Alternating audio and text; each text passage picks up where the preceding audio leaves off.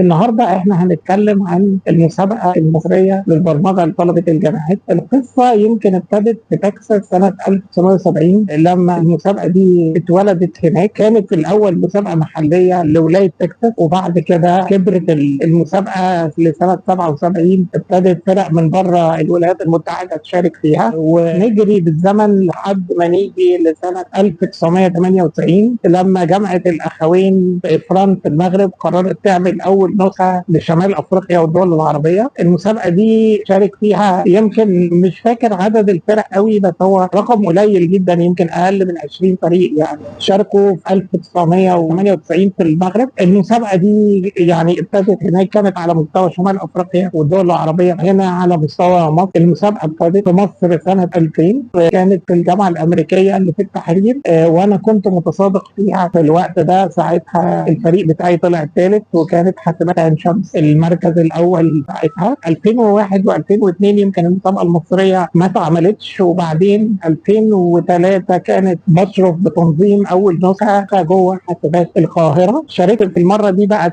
واحد من المنظمين للمسابقه لحد سنه 2010، وبدايه من 2011 ابتدت تنتقل المسابقه تنظيميا للاكاديميه العربيه للعلوم والتكنولوجيا والنقل البحري. ومن 2011 واحنا بننظمها هنا، وبقيت انا رئيس اللجنه العلميه على المستوى الاقليم، وبقيت طبعا بشارك التنظيم كتير على المستوى المصري يعني. ودينا هو سنه 2025 بنعمل المسابقه هنا في الاكاديميه بمشاركه في حدود 2000 فريق لمده 10 ايام. الحقيقه المسابقه ابتدت باقل من 20 فريق على مستوى الاقليم، ودلوقتي بقينا دوله واحده بتشارك في حدود 2000 فريق يعني.